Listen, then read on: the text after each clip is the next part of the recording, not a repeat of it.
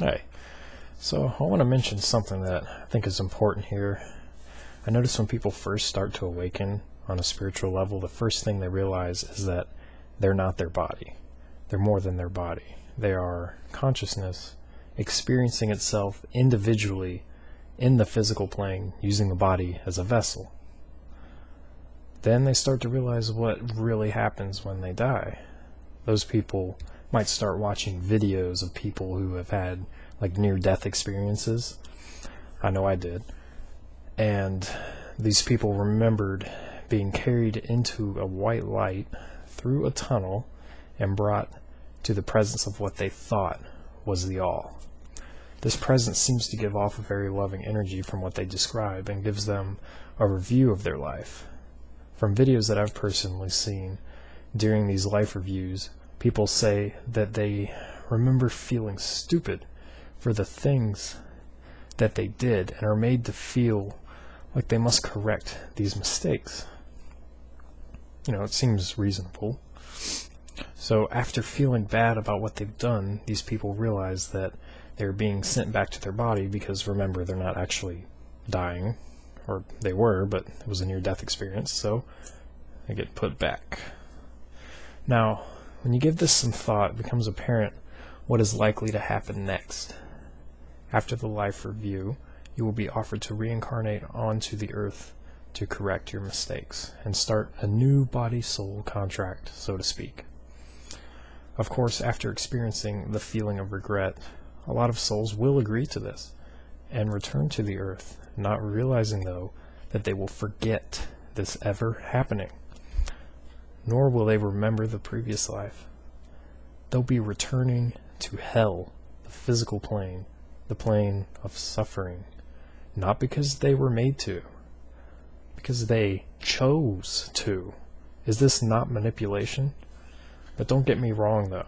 A lot of what we do is not good. What we eat sometimes, what we believe.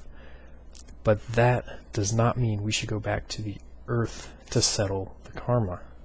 You're supposed to settle this in the spiritual worlds on your way up to the source. That's the way it should be. So think for a moment, when you first die, you can't just be zipped back to supreme consciousness in the blink of an eye.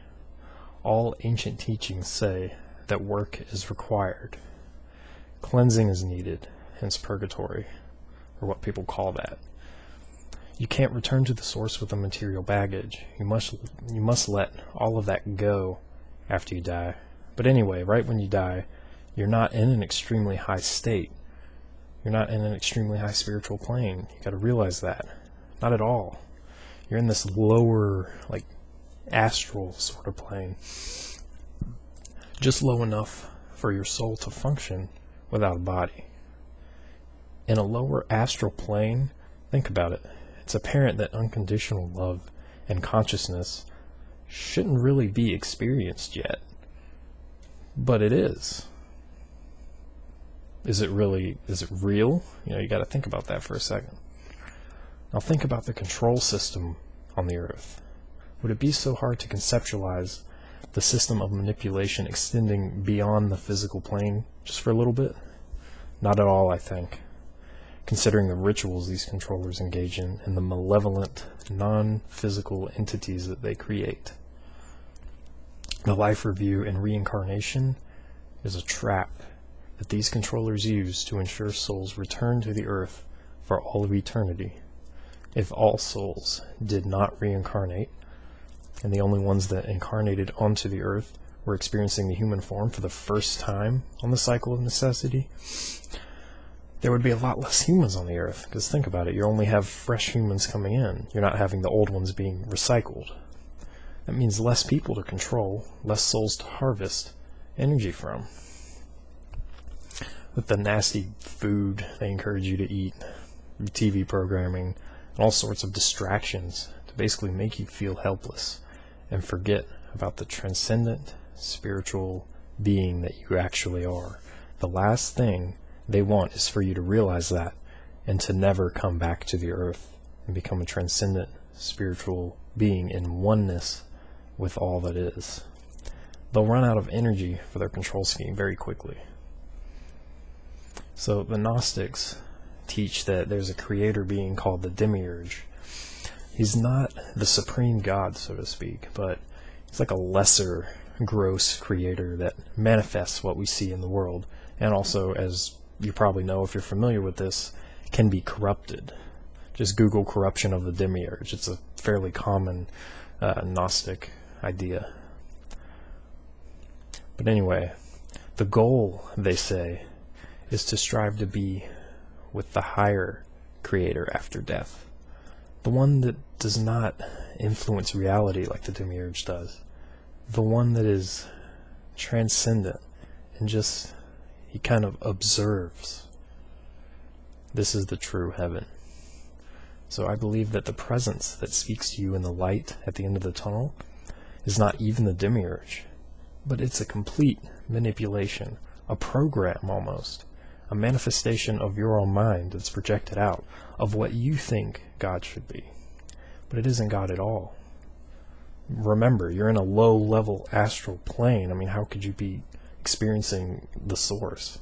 Before even being able to surpass the Demiurge and continue up Jacob's ladder to the all that is, you get sucked in by that light. And it's manipulated by this manifestation of your mind that you think is God, but really it's just a low-level astral program. So the goal then is obvious. Aside from living as pure a life as you can, when you die, do not go into the light. To close, I want to share a passage with you real quick from The Light of Egypt, Volume 1.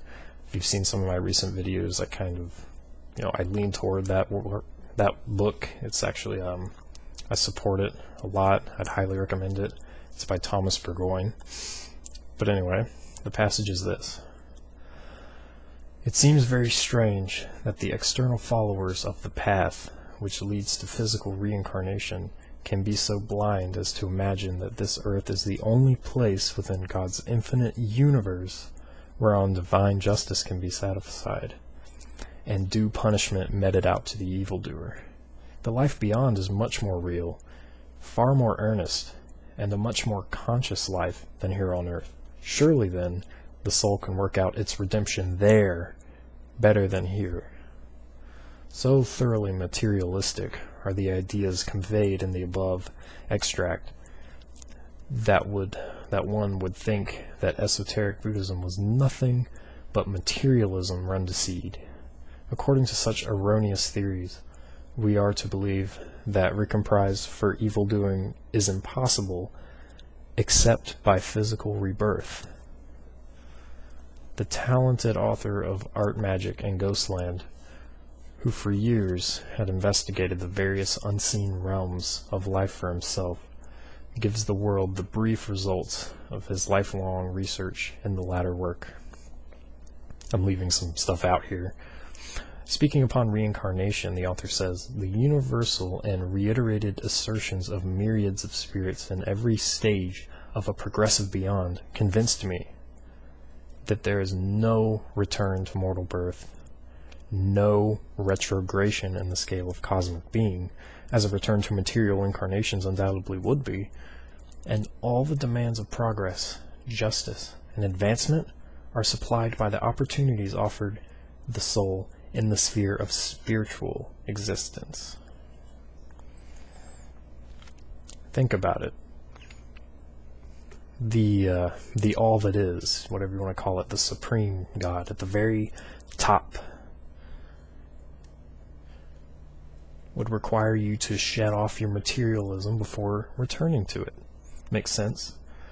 So why would a God like that send you back down into the material in order to prepare? If the goal was to shed off the material, it doesn't make sense. So I want to show you guys some of the video that brought this into my reality, that allowed me to awaken to this truth. It's a pretty good video. Try to humor the text-to-speech program, but it's actually pretty good, to be honest. It's not too bad. It's fairly easy to listen to. It's one of the ones that actually I can understand. Some of them are pretty bad. But anyway, thanks for watching. When a person's body dies, they move out into the astral realms and begin to shed most of their previously held identity.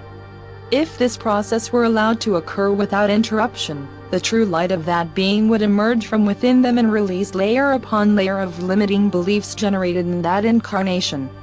However, within the prison system, what happens is the lords of karma intercept that being just as their light is starting to emerge from within and surround them in a dazzling display of colorful external light.